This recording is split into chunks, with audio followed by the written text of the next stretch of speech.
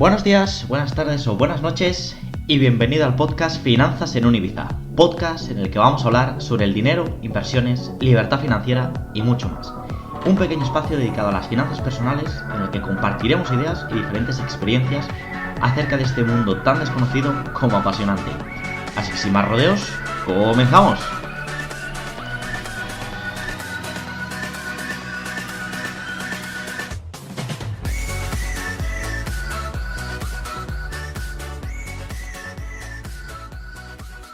Muy buenas y bienvenidos a un nuevo capítulo del podcast Finanzas en Univiza. Y para quien ya haya seguido un poquillo lo que es la trayectoria, el recorrido del podcast, sabéis qué tipo de capítulo toca, el de experiencias. Muchas veces, en otras ocasiones, ¿no? He hablado de experiencias inversoras, en otros de experiencias emprendedoras.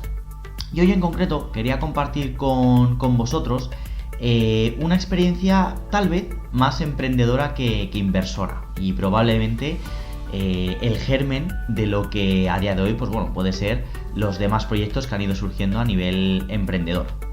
Hoy en concreto también os voy a hacer pequeño spoiler al empezar, ¿no? Seguramente sea un capítulo un poquito de soltar bilis, no nos vamos a engañar, porque aunque ya sabéis que me gusta ser muy objetivo, valorar tanto los pros y los contras de todos los tipos de proyectos, de inversiones, de estrategias, etcétera, etcétera. En este caso, lógicamente, ya sabéis que yo os hablo a todos desde España, muchas veces desde Madrid incluso, y vamos a hablar del tema autónomos en España. Si alguien se siente en la misma situación, yo creo que en muchos aspectos vamos a coincidir. Es posible que en otros no. Yo voy a intentar, lógicamente, dar mi opinión en los diferentes apartados. Ni que todo sea blanco, ni que todo sea negro, sino dejarlo en una escala de grises. Pero no nos vamos a engañar. El panorama para todo autónomo español, quitando algunas excepciones de las que también vamos a hablar, suele tender más a negro que a blanco, desafortunadamente. ¿Por dónde empiezo? Pues bien, voy a empezar un poquito de cómo empecé yo en la vía autónoma, ventajas e inconvenientes que me pudo suponer. Y como bien sabéis, lo expliqué ya en uno de los primeros capítulos del podcast. De hecho, yo creo que está en uno de los 3 primeros. Durante 3 años, durante casi 3 años, para ser más exactos, desde principios de 2018 hasta finales de 2020, yo estuve trabajando como fisioterapeuta, que es al final la formación académica que yo tuve, y trabajé a domicilio tanto con diferentes empresas como con pacientes particulares. A día de hoy, ¿no? Sigo teniendo algún paciente particular, ya mucho más ocasionalmente, pero sí que digamos un poco conservo parte de esa cartera, aunque como os digo ya es muy chiquitita. Y durante ese tiempo, durante principios de 2018 hasta finales de 2020, lógicamente tuve ese recorrido como autónomo, del que quiero dejaros un poquito lo que fue mi experiencia, ¿vale? Partimos de la base de por qué empecé yo en el mundo autónomo. Pues bien, en mi caso concreto, si alguien también se dedica al sector sanitario, que tiene algún tipo de vía liberal, como pueda ser un psicólogo particular, un rehabilitador particular, por ejemplo, ciertas ramas como enfermería o medicina, es cierto que tienen mucho más auge en el sector público, pero en España todo lo que tenga que ver con algún proyecto de pedagogía, psicología, fisioterapia, hay muchas veces que te permite desarrollar tu profesión de manera liberal, ¿no? Pues bien, a mí en 2018, como os digo, a principios, me surge la oportunidad de empezar a colaborar con una empresa de tratamientos a domicilio, y yo ya venía, ¿no?, un poco de trabajar con algún club deportivo, lógicamente, ¿no?, es un sector en el que el boca a boca hace mucho, y tú tienes un paciente, si hay buenos resultados te recomiendan, y poquito a poco puede ayudar a que puedas aumentar esa base de clientes o de pacientes en este caso. Para quien quiera saber un poquito más de marketing, o quien sepa de hecho algo más de marketing, que sepa que lógicamente el boca a boca o el boca a oreja, que también se conoce de aquella forma, es una de las metodologías de marketing más poderosas. También obviamente es una de las más complicadas de conseguir.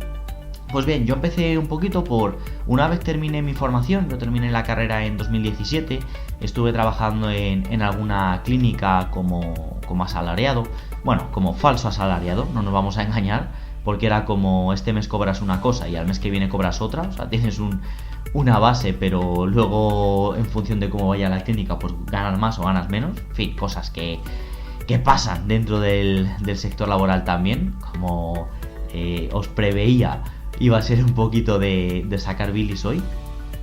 En este caso concreto, pues me surgió la oportunidad, yo quise empezar y dije, ¿por qué no?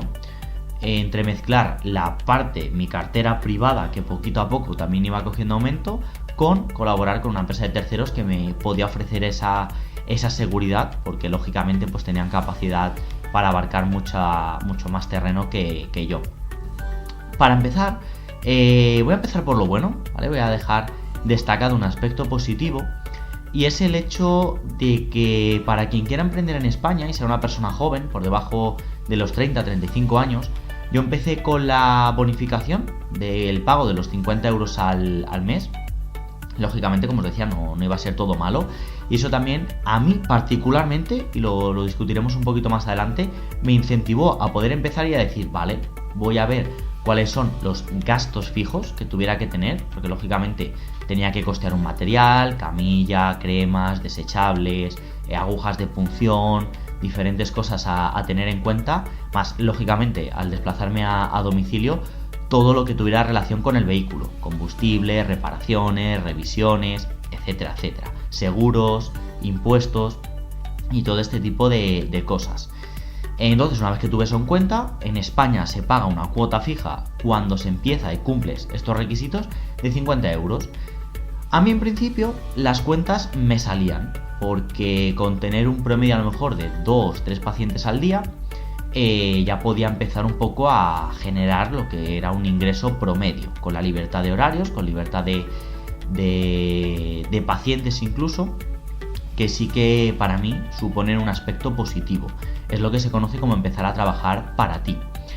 Y dicho esto, voy a hacer un pequeño paréntesis, retomando un poco, como hemos hablado en alguna ocasión también del famoso gurú de las finanzas personales, Robert Kiyosaki, y distinguir una de las cosas que a mí a posteriori sí que a lo mejor me puedo terminar un poquito más ahogando, y es distinguir cuando uno emprende como autónomo la diferencia entre ser un autoempleado o ser un desarrollador de negocio. ¿Qué quiero decir con esto? Una vez que empiezas como autónomo, digamos, puedes tirar por dos grandes vías. Como diría Robert Kiyosaki en su libro El cuadrante del flujo del dinero, puedes optar por la vía del autoempleado, es decir, gestionar tu tiempo, gestionar tus horarios, gestionar tus ingresos, gestionar todo este tipo de cosas, o directamente tirar por la vía de desarrollar un negocio. ¿Bajo qué motivo? El de gestionar equipos y redes de profesionales para empezar a obtener ingresos residuales. ¿Por qué he querido hacer este pequeño inciso? Porque digamos que cuando yo empecé un poco por la vía autoempleado, por la vía autónoma 100% pura, para simplemente pues eso, gestionar horarios, gestionar ingresos y poder obtener cierta libertad, aunque ya veremos que el autoempleado tiene unas limitaciones características dentro de esa libertad, porque por más que quiera no va a poder. Al final es como todo, ¿no? Quien es autónomo, autoempleado, por utilizar la coletilla después de esta parte, en el momento que deje de trabajar va a dejar de recibir ingresos. Sin embargo, si una persona tiene un negocio estable en el que puede estar pues a lo mejor un mes de vacaciones y esa oficina o ese negocio va a seguir trabajando, él va a tener una serie de ingresos. Obviamente nunca te puedes desligar 100% de tu negocio, porque eso puede conllevar a que la productividad decaiga, pero ahí sí que hay una diferencia importante. Entonces, hecho este paréntesis, lo cierro. Como os decía, yo me quedé en la parte de autónomo, autoempleado, y empecé un poquito pues eso, a moverme, a promocionarme por diferentes plataformas, por internet, en Mil Anuncios, Wallapop, el boca a oreja, diferentes colaboraciones. Empecé lógicamente, pues por ejemplo, con la escuela de mountain bike de Madrid. Estuve trabajando con ellos un tiempo en diferentes eventos en fines de semana. Asistí también a eventos deportivos como maratones de fútbol sala en mi pueblo. Incluso también estuve en algún otro evento deportivo pues asistiendo, digamos, de manera gratuita, con la condición de que a todo el mundo, pues bueno, teníamos un pequeño stand en el que se daba a conocer nuestra marca o incluso nuestro trabajo. ¿Qué sucede? Que poquito a poco yo pues fui avanzando, ¿no? Sí que comentaros que al principio, sobre todo para quien quiera lógicamente emprender bajo esta vía autónoma, hubo meses complicados porque la inversión inicial, por mucho que uno diga yo es que soy muy bueno, para que te des a conocer vas a tener siempre que hacer una pequeña inversión, merchandising, ofertas, productos gratuitos. Yo incluso recuerdo que hice varios sorteos en Instagram de sesiones gratuitas con el fin y el objetivo de llegar a más gente, de que más gente pues poquito a poco, ¿no?, ir generando ese branding, esa imagen de marca y poder seguir progresando. Más adelante empecé también a colaborar con algunas empresas ya un poquito más grandes, como por ejemplo CMD, que ofrece servicios para empresas, y de hecho estuve, pues si no me equivoco, casi 2 años o un poquito más de 2 años ofreciendo servicios dentro del servicio médico de Renault, del almacén logístico de Renault. Y eso igual, pues como os digo, ya poquito a poco empecé a obtener diferentes ingresos por diferentes vías y a generar un poco esa tranquilidad económica. Como os digo, este capítulo, sobre todo, o parte de mi experiencia, quiero que vaya enfocada a transmitiros la necesidad de, sobre todo al principio, despegar con mucha fuerza, porque cuando uno empieza poquito a poco, y seguramente se haya dado ya cuenta, ¿no?, de si empieza en proyectos pequeñitos, es difícil darse a conocer, y de verdad a mí me parece siempre una parte fundamental hacer promociones, hacer inauguraciones para llegar al mayor público objetivo, que aunque al principio nos supongan una serie de gastos, a la larga pues nos puedan ayudar a darnos a conocer. De hecho, hay diferentes métricas, ¿no?, que establecen que el 90% de los negocios tiende a cerrar entre los 3 y 5 primeros años, precisamente porque creemos que lo sabemos todos y que con tener un local a pie de calle o con tener una base pues vamos a tener resultados, y no. El trabajo de marketing que hay que hacer detrás normalmente suele ser importante. De hecho, aquí también hay una lección que a mí me pareció fundamental, que si no me equivoco hay un libro, no recuerdo ahora mismo si es El arte de emprender o el libro negro del emprendimiento. Si alguien lo sabe, que lo deje en comentarios, pero que dice algo tal que así, y es que en un negocio hay que tener en cuenta 3 pilares fundamentales. El pilar técnico, es decir, una persona que sepa cómo realizar las funciones del negocio. Yo, por ejemplo, en este caso tenía que tener los conocimientos y la habilidad para poder solucionar los problemas a mis pacientes, en este caso pues patologías musculares, patologías de traumatología, etcétera, etcétera. Era un poco lo más frecuente en líneas generales, ¿no?, dolores de espalda, de cuello, lumbares, esguinces, etcétera, etcétera. Pero por otro lado, dentro de un negocio también es importantísimo generar una vía de manager. ¿Qué quiere decir en este caso? Saber cómo gestionar los recursos económicos que tienes, es decir, en qué punto de tu negocio empiezas a ser rentable o no, porque muchas veces pensamos, ostras, tengo un negocio que factura 10.000 euros al mes, vale, un negocio industrial, vale, vamos a ponernos, que factura 10.000 euros al mes. Si por tener unos costes de 15.000 euros al mes, porque a lo mejor tengo que alquilar una nave o una maquinaria pesada, o tengo, por lo que sea, ¿no?, tener que llevar a cabo unos costes muy grandes, porque tenga que afrontar seguros pues un poquito más grandes, ¿qué va a pasar? Que no voy a estar ganando 10.000 euros todos los meses, sino que realmente si tengo esos costes de 15.000 euros estaría perdiendo alrededor de 5.000 euros todos los meses. Entonces hay una parte de manager que es fundamental que sea capaz de gestionar a nivel económico, a nivel financiero ese negocio. Y como os digo, es mucho más fácil a nivel autoempleado, y cuando empieza a ser un poquito a nivel negocio, cuando ya tienes gastos, ya tienes que incorporar a gente, ya tienes que gestionar un equipo, esta parte se complica algo más, pero lógicamente también a la larga produce beneficios mucho más interesantes. Y por último, una vía dedicada al marketing, a esa promoción del negocio. ¿Por qué? Porque, como os decía, un negocio es raro que con una cartera de clientes inicial se sustente a lo largo del tiempo. Por norma general, en los negocios, la cartera de clientes va rotando, vienen clientes nuevos, clientes que ya tenemos nos dejan por lo que sea, pues porque ya han sido satisfechos con un producto y a lo mejor no lo vuelven a necesitar hasta que pase muchísimo tiempo, o a lo mejor, si volvemos a lo mismo, imaginaros, ¿no?, que mi negocio es un concesionario de vehículos, pues no todos los meses le voy a vender un coche a la misma persona. A lo mejor le vendo un coche a una persona cada 4, 5, 6, 7 años. Entonces siempre hay cierta rotación de clientes dentro de un negocio, y esa parte de promoción de marketing es también fundamental. Como os decía, creo, y no quiero equivocarme en esto, que era El arte de emprender, el libro que hablaba de estos 3 pilares básicos, y como autónomo, bien sea autoempleado o desarrollador de negocio, a mí me parece fundamental desarrollar todas estas partes. De hecho, el libro del que os hablo pone el ejemplo con una tienda de repostería en el cual hay una cocinera que se encarga de crear las magdalenas, los brownies, todo este tipo de cosas, un gerente del negocio que es el que se encarga de que todo funcione a la perfección y de que sea un negocio viable a nivel económico, y por último, una persona que se dedique a ese tema de marketing y de promoción. Pero bueno, como os decía, sigo contando un poquito mi experiencia. Incorporé servicios a empresas, servicio médico de Renault, colaboraciones en diferentes eventos deportivos. ¿Y qué pasó?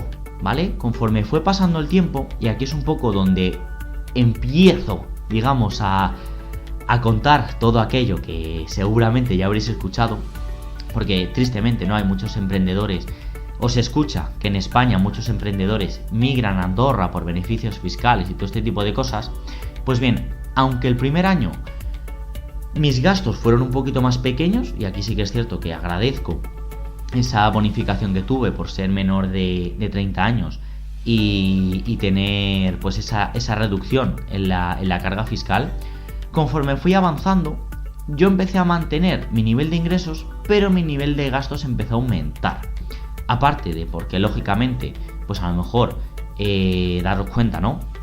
Esto muchas veces quería hacer también este capítulo porque cuando una persona emprende y tiene que dar a conocer sus servicios, una de las cuestiones que más se le plantean es el tema del precio.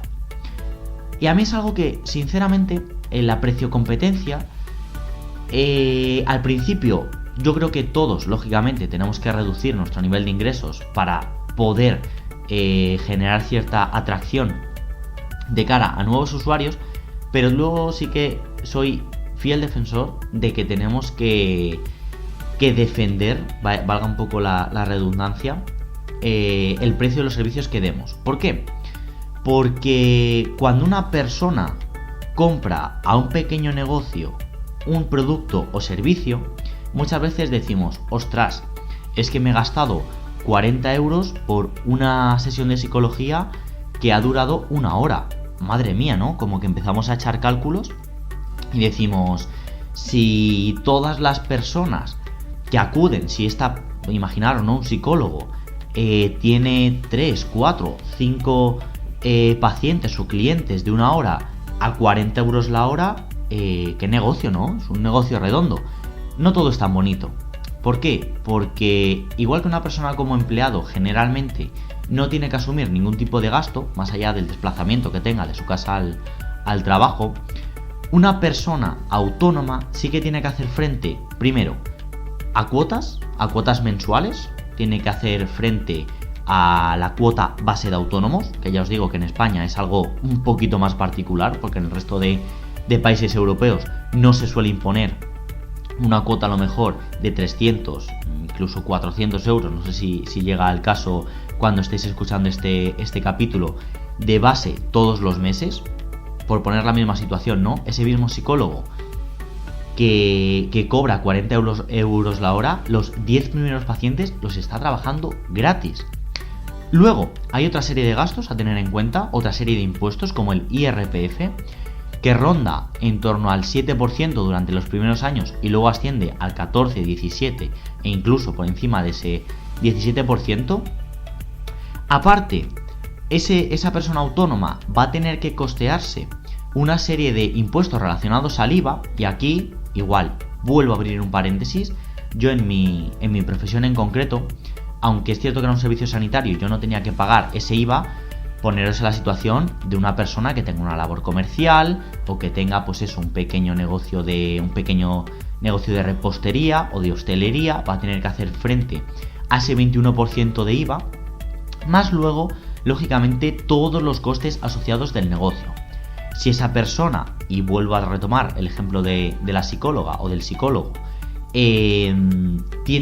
ofrece sus servicios por 40 euros la hora, esa persona ha tenido que pasar por una formación académica que seguramente le haya podido costar entre 6.000 y 10.000 euros, siendo una universidad pública. Pues si hablamos de una universidad privada, pues lógicamente ese coste va a ser superior, sin contar que haya pasado por una formación de posgrado, un experto, un máster o incluso una serie de cursos asociados para especializarse en su profesión. Yo en mi caso concreto, aparte de lo que era mi formación académica como fisioterapeuta, yo tenía un curso de experto en deportiva que, si alguien lo quiere saber, si no recuerdo mal, me parece que fueron 1.800 euros echar cuentas, ¿vale? Cuando vayáis y luego digáis, joder, me ha cobrado 40 euros, pues esa persona a la que tú le has pagado 40 euros, a lo mejor se ha gastado 1.500 o 2.000 euros más en un servicio adicional para poder ofrecerte a ti la mayor garantía o el mayor beneficio posible, ¿vale? Igual, si yo calculo y digo, que pago 40 euros por una sesión de psicólogo, pues el psicólogo va a tener que pagar 50 de sus sesiones, o sea, de sus 40 euros que vaya a cobrar, para seguramente seguirle aumentando su formación y digamos su currículum a nivel académico. Lógicamente, esa persona tendrá que hacer frente a una serie de recursos, aunque sea un cuaderno de trabajo, una serie de documentos. Yo no soy experto en psicología ni mucho menos, pero muchas veces incluso ciertos pedagogos tienen que comprar materiales para niños, juegos, alfombras didácticas, todo este tipo de cosas que conllevan una serie de gastos. Y cuando decimos, no hombre, pero si yo he visto que ese juguete de pedagogía cuesta 200 euros, ya, pero es que a lo mejor esa persona tiene que comprar uno o dos de esos juguetes al año y no deja de ser un gasto adicional. Entonces digamos que en este punto de la historia ya es cuando se empieza un poquito más a complicar el asunto. Por ejemplo, ¿no? Yo, como os decía, cuando a mí me preguntaban, Dani, ¿y una camilla es muy cara? Hombre, pues depende. Una camilla portable a lo mejor oscila entre los 100 y los 200 euros. Lógicamente, por desgaste, al final se van rompiendo, se van desgastando. Y yo en mi caso particular, entre 4 o 5 meses las iba cambiando. Yo, si no me equivoco, más o menos entre 2 y 3 camillas al año tenía que comprar. Más luego lo que os decía, cremas, materiales, etcétera, etcétera, que eso no deja de suponer un gasto de entre 100 y 200 euros a la persona que esté teniendo ese emprendimiento. Pues seguimos avanzando en la historia, y ya cuando empecé el tercer año, aparte de que desafortunadamente, ¿no?, pues vino todo esto de la pandemia, hubo que implementar medidas COVID, hacer también un gasto en material EPI, pues sobre todo, ¿no?, cuando tenías pacientes de riesgo, personas mayores que a lo mejor necesitaban ese tratamiento. Y lógicamente, ¿no?, si tú tienes que asumir más gastos, porque ahora, imaginaros, ¿no?, yo recuerdo que cuando empezó la pandemia tuve que comprar guantes desechables, una máscara de estas especiales, fundas para las zapatillas. A mí particularmente me gustaba utilizar toallas que iba cambiando, pues más o menos, ¿no?, cada 2-3 días, y eso pues simplemente con comprar una toalla se iba lavando. Tuve que cambiar a comprar rollos de papel, y a lo mejor gastaba un rollo de papel todas las semanas, y esto, como os digo, al final suponía un gasto superior. ¿Qué es lo que pasa? Que muchas veces, desafortunadamente, ¿no?, igual que hay gente que sí que lo entiende, hay gente que no entiende tanto el decir, ostras, antes me cobrabas 30 euros y ahora me cobras 65. Y probablemente esa persona, ese autónomo, esté ganando lo mismo, cobrándote esos 5 euros adicionales, Y tristemente mucha gente por esos 5 euros de diferencia va a dejar de pagar por ese servicio. Lo dicho, es una triste realidad, ¿no? Pero muchas veces sucede y la gente no es consciente de que no deja de ser un problema al que se expone el autónomo. Y os cambio ahora de ejemplo, ¿no? Que ya sabéis que en los días de experiencias me gusta mucho ejemplificaros. Yo tengo 2 amigos que tienen un bar, un pequeño bar familiar desde hace tiempo, y con temas de inflación a ellos les han subido los precios, ¿vale? Yo no me sé las cifras, lógicamente, pero si antes a lo mejor un botellín de Coca-Cola les costaba entre 60 y 70 céntimos, ahora con efecto de la pandemia y demás, ha pasado a costarles a lo mejor 85 céntimos. ¿Qué es lo que pasa? Si tú en vez de 1,80 la Coca-Cola en un bar te la cobran a 2 euros, tú dices, joder, qué caros esta gente, ¿no? ¿Qué jeta tienen? Que me empieza a cobrar un poquito más. Pues realmente lo que han hecho es seguir cobrándolo, o sea, seguir ganando el mismo beneficio neto, porque a ellos les han tenido que subir ese coste. ¿Y dónde está el problema? Que si esas personas te mantienen el mismo precio que antes y a ellos se lo suben, van a empezar a perder dinero. Y como os decía, esa parte de manager empieza a ser importante y es cuando los negocios, muchas veces, por eso os decía que la estadística, ¿no? Que menciona que dentro de los 3-5 primeros años el 90% de los negocios tienden a quebrar, es un poquito por esto. Pero bueno, para seguir avanzando en la historia y concluyendo, luego encima, en España, y aquí llega a lo mejor el momento de fuegos artificiales, ¿no?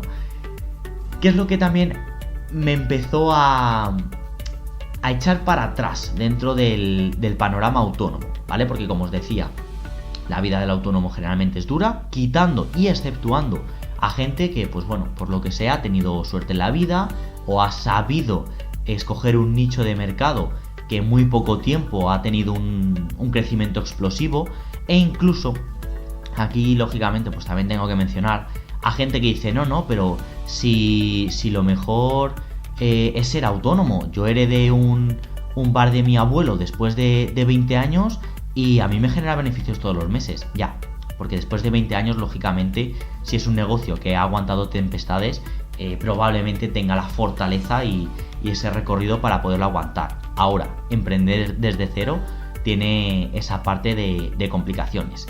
Al igual que os digo que dentro de los 3-5 primeros años, el 90% de los negocios emprendedores tienden a cerrar, también una vez pasados esos 5 años, la verdad que los negocios emprendedores ya suelen tener bastante mejor solvencia, quitando, pues bueno, circunstancias especiales como pueda pasar con todo esto del COVID, una pandemia o cualquier evento que sea un poquito más difícil de subsanar por cualquier tipo de economía.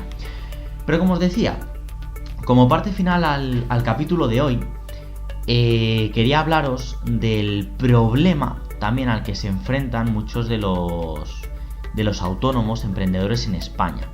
Y es que, al igual que os comentaba al principio de la historia, que había una parte muy bonita con la reducción de bonificaciones, esos 50 euros, ¿no?, de cuota de base, que dices, madre mía, pues está fenomenal, ¿no? Si esa cuota me lo hubieran mantenido, pues a lo mejor yo sí que hubiese visto viable la posibilidad de seguir bajo esa línea emprendedora. Pero ¿cuál fue también un poco para mí uno de los puntos de inflexión dentro de esta línea autónoma?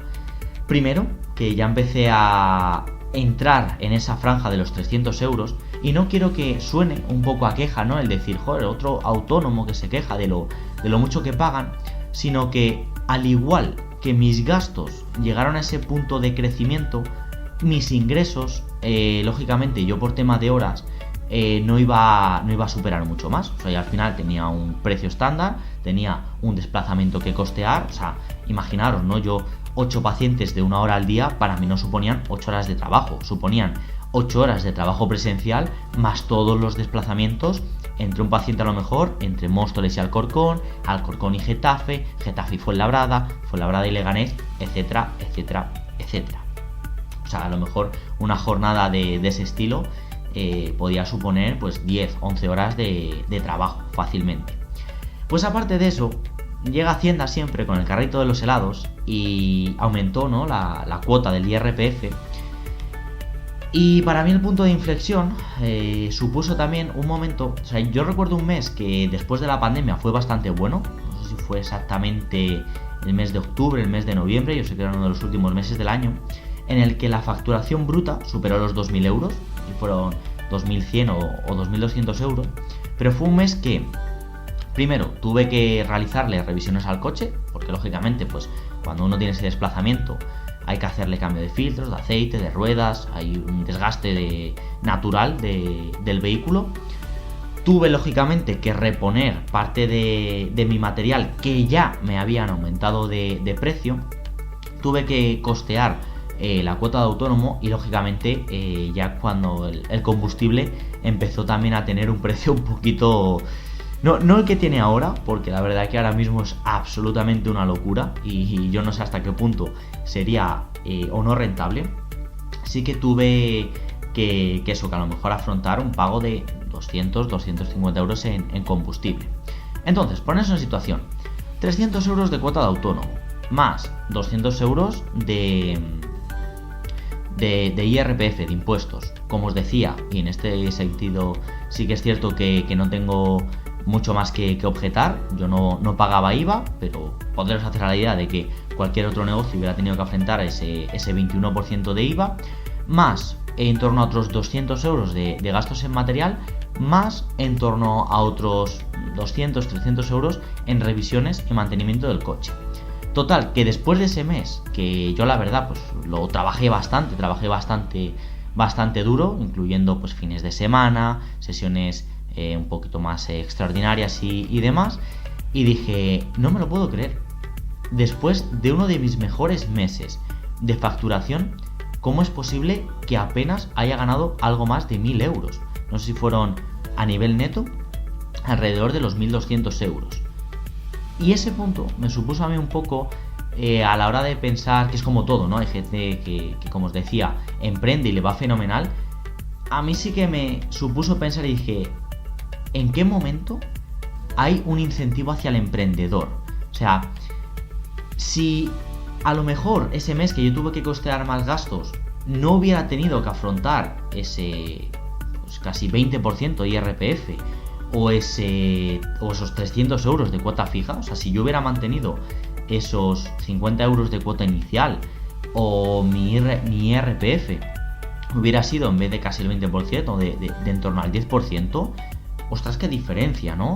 Porque cuando muchas veces sabemos que la gente que emprende lucha por, lógicamente, lanzar hacia adelante su negocio, ¿por qué no lo incentivamos? ¿Por qué siempre decimos que hay que apoyar al emprendedor y realmente a nivel estatal, aunque igual hay ciertos tipos de ayudas, por si hay algún hater que está escuchando el capítulo y dice, no hombre, pero si salieron los préstamos ICO por parte de los bancos?